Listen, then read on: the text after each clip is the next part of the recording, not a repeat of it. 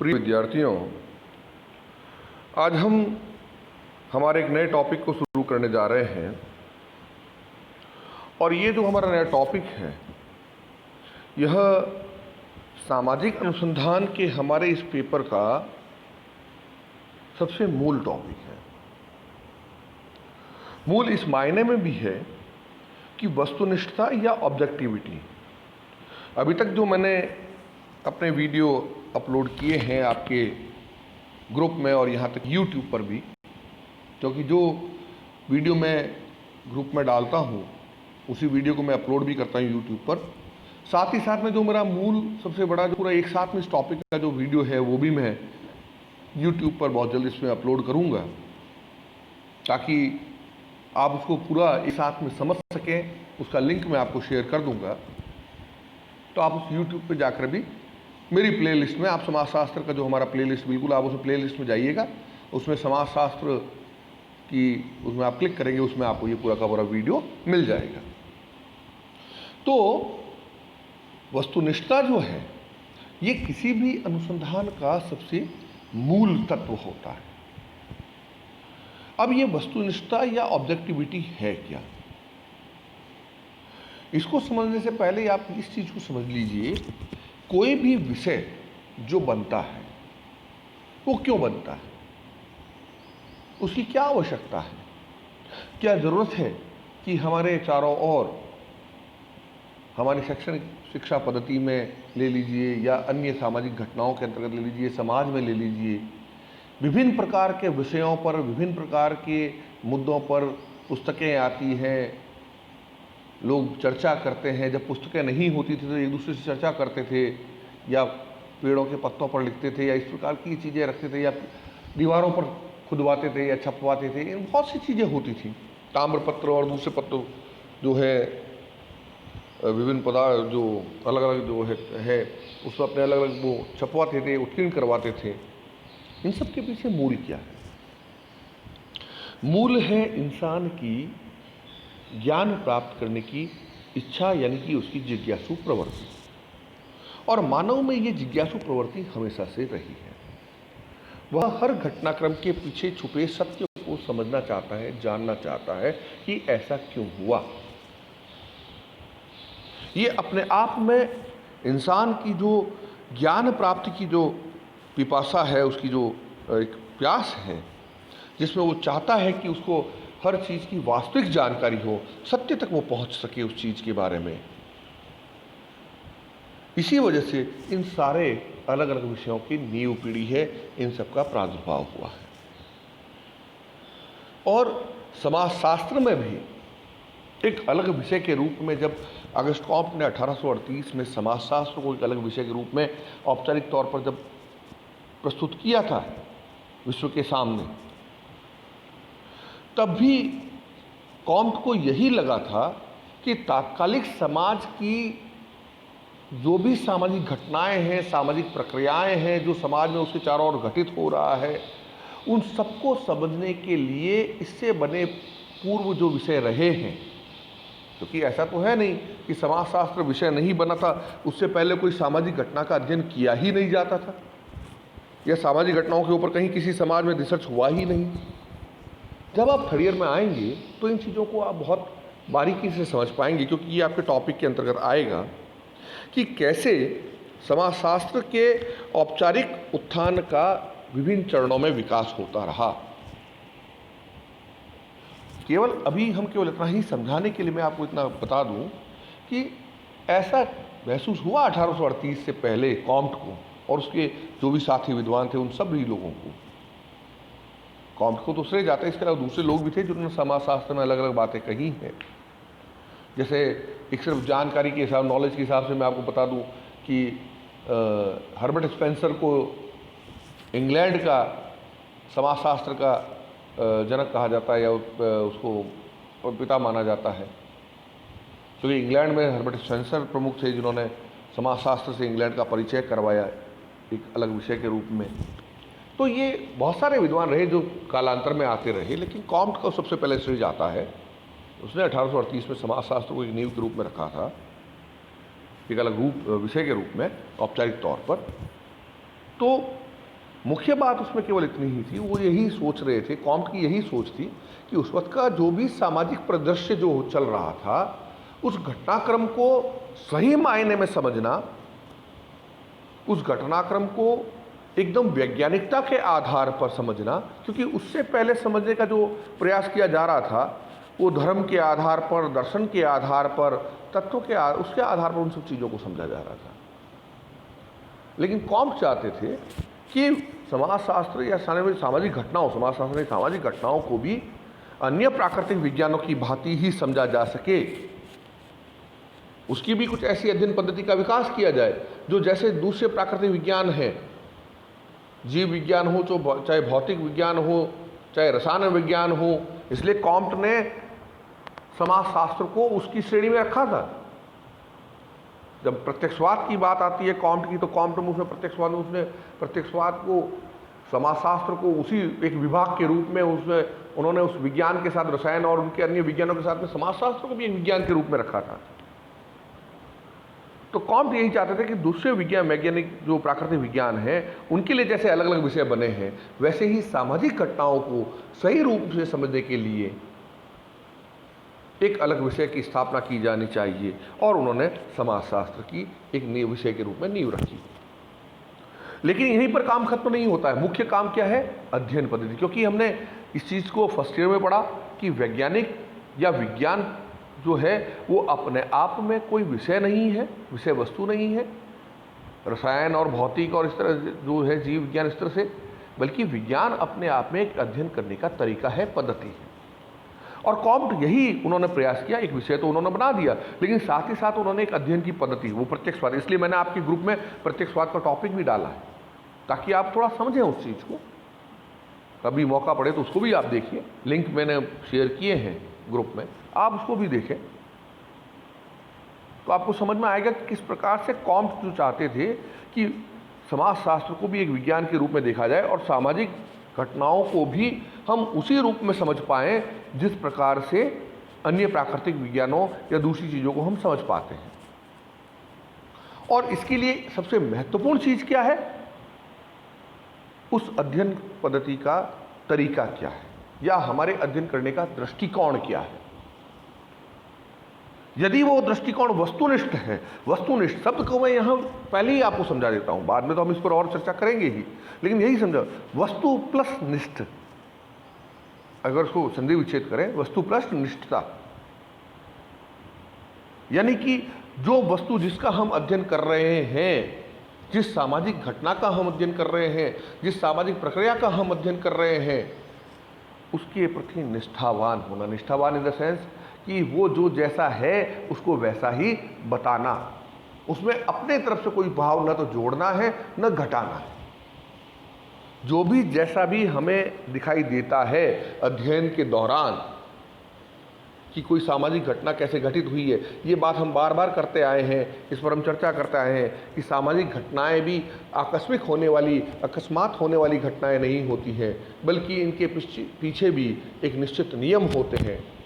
कुछ निश्चित नियमों के चलते, कुछ कार्यकारण संबंधों के चलते सामाजिक घटनाएं जो हैं वो घटित होती हैं। इसलिए हमें इस बात को समझना पड़ेगा कि सामाजिक घटनाएं जो हैं उनको भी अन्य विज्ञानों की भांति बड़ी आसानी से कार्यकारण संबंधों के आधार पर समझा जा सकता है, उसके ऊपर सिद्धांत बनाए जा सकते हैं, उनको समझाया जा सकता है, सार्वभौमिक तौर पर उन पर सिद्धांत बन सकते हैं।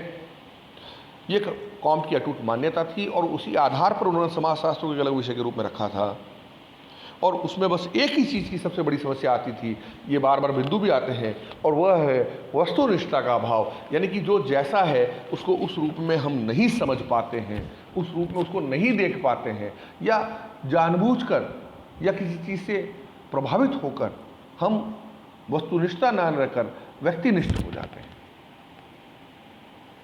2 नंबर के सवाल में अगर केवल इतना ही पूछ ले वस्तुनिष्ठता का अर्थ क्या है, आपको केवल इतना सा ही, ये जो परिभाषाएं मैं दे रहा हूँ, कोई एक परिभाषा लिख देनी है, वरना वस्तु के प्रति जो जैसा है वो उसको वैसा ही देखना, वैसा ही लिखना, वैसा ही एक्सप्लेन करना वस्तुनिष्ठता है, वस्तु के प्रति निष्ठावान होना है। और इसलिए मैंने शुरुआत मैक्स वेबर के कथन से की है। मैक्स वेबर का कहना है कि यदि समाजशास्त्र को विज्ञान के रूप में प्रतिष्ठित करना है तो हमें प्राकृतिक विज्ञानों के समान सामाजिक विज्ञानों में भी वस्तुनिष्ठ दृष्टिकोण अपनाकर आगे बढ़ना होगा।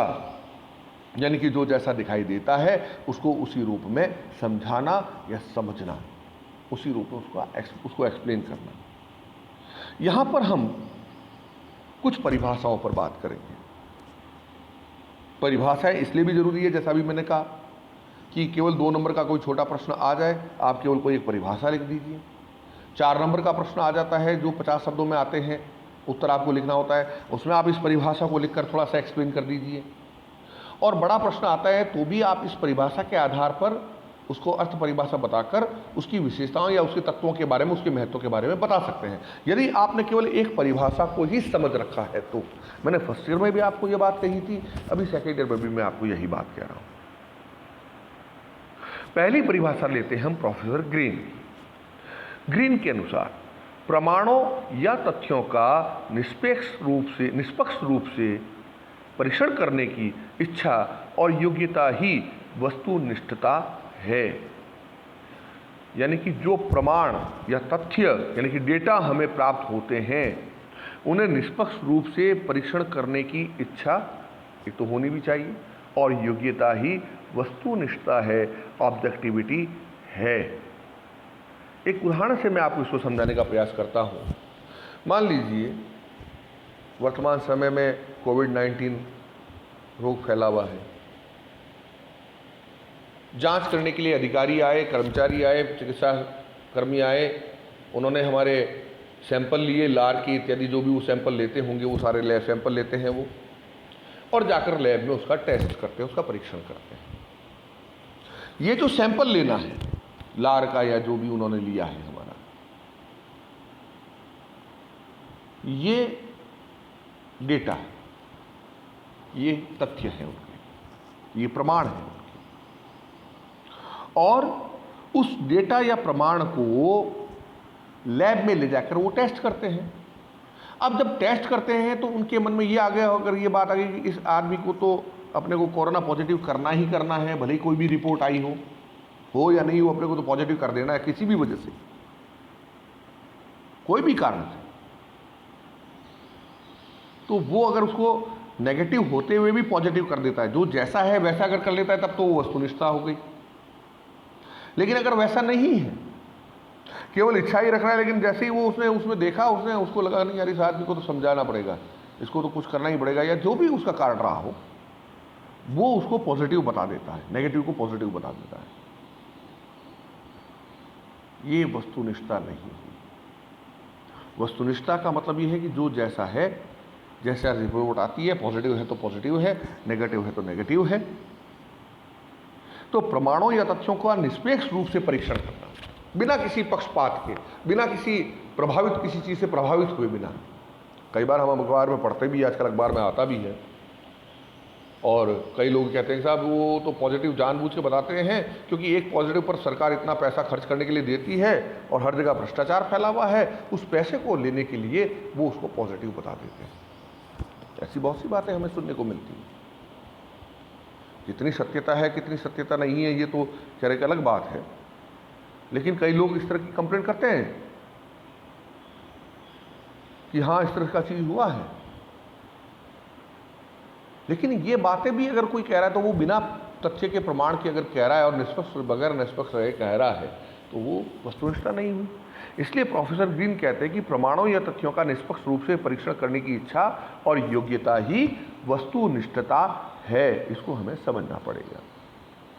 दूसरी परिभाषा है लॉवेल जे कार की। लॉवेल जे कार के अनुसार वस्तुनिष्ठता का अर्थ है कि विभिन्न प्रकार की घटनाओं से युक्त संसार किसी व्यक्ति के विश्वासों, आशाओं अथवा भयों से स्वतंत्र एक वास्तविकता है जिसका सब कुछ हम अंतर्दृष्टि एवं कल्पना से नहीं बल्कि वास्तविक अवलोकन के द्वारा ही समझ सकते हैं। लॉवेल जे कार की परिभाषा मैंने जानबूझ के ली है, कोई और छोटी परिभाषा भी ले सकता था, 2 लाइन की, 1.5 लाइन की, 1 लाइन की। लॉवेल जे कार की परिभाषा मैंने इसलिए ली क्योंकि थोड़ा सा इसको हम विस्तृत तौर पर समझें। और उसके महत्व और उसकी विशेषताओं को भी इसमें हम देख लें।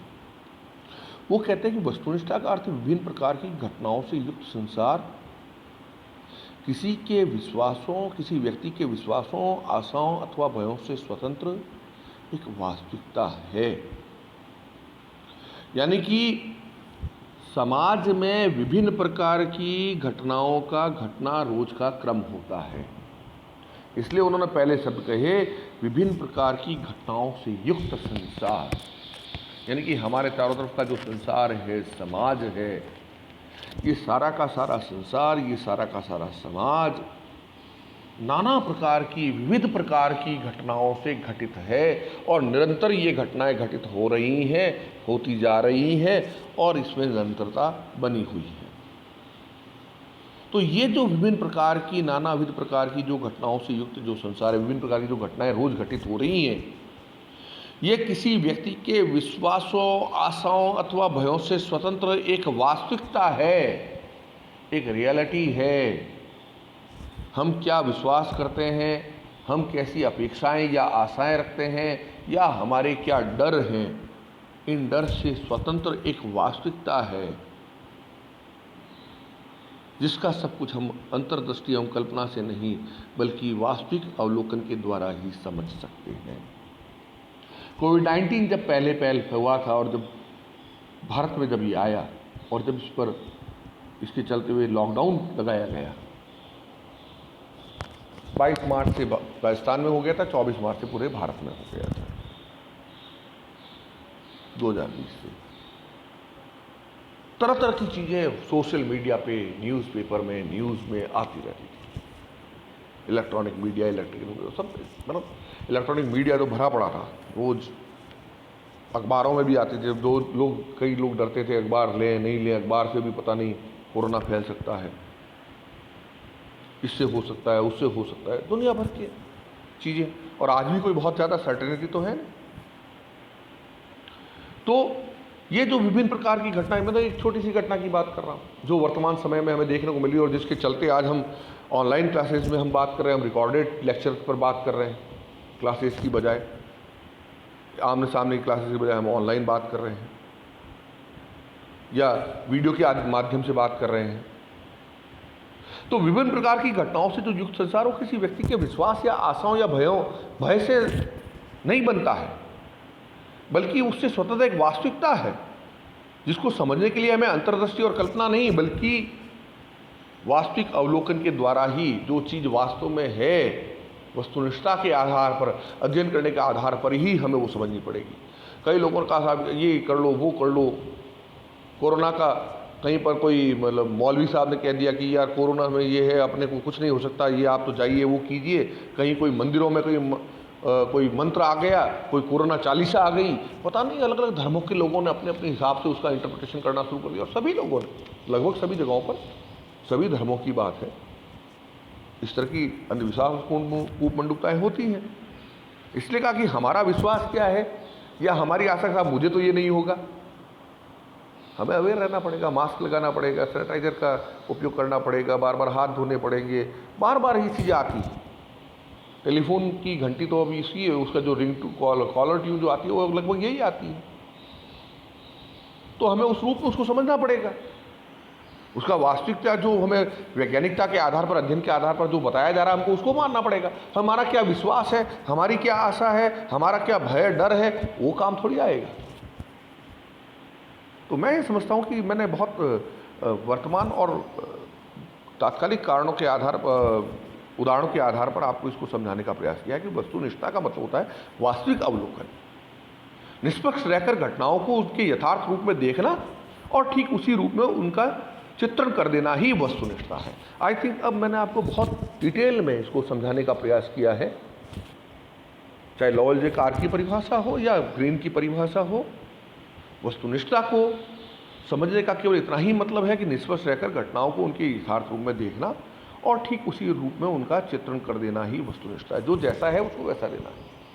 अगर हम प्रभावित भी हो रहे हैं किसी व्यक्ति से, प्रभावित होना यानी कि सकारात्मक भी हो सकता है, नकारात्मक भी हो सकता है। हम उसके बहुत बड़े फैन हो, हम जबरदस्ती उसके बारे में 50 तरह के कथन कह देंगे, 50 तरह की बातें लिख देंगे जैसे राजा महाराजाओं की अक्सर इतिहास में यही बात आती है कि राजा महाराजाओं के जो लिखी जाती है युद्धों की बातें और वो बातें, उसमें बहुत ज़्यादा अतिशयोक्तिपूर्ण कथन होते हैं, बहुत बड़ा चढ़ाकर बातें की जाती है, लेकिन उनमें वास्तविकता इतनी नहीं हो पाती है। पर समाजशास्त्र में हमें जो भी बात करनी है वो वस्तुनिष्ठा के आधार पर करनी है, निष्पक्ष रहकर। या किसी से बहुत घृणा हो, किसी से बहुत ज़्यादा दुश्मनी हो, उनसे हमें वो पसंद नहीं है, चाहे वो समुदाय, चाहे व्यक्ति या वो, तो हम उसके बारे में चाहे जितना वो गलत सलत लिख दें। तो इस रूप में हमें घटनाओं में निष्पक्ष रहना है, न सकारात्मक रूप से न नकारात्मक रूप से, कहीं से भी उससे प्रभावित न होकर जो जैसा है उसको उसी रूप में देखना और उसी रूप में उसका चित्रण करना, उसी रूप में उसे आगे बढ़ाना, यही वस्तुनिष्ठा का अर्थ है। मैं समझता हूँ आज के लिए इतना काफ़ी है। अगली क्लास में हम फिर बात करेंगे। धन्यवाद।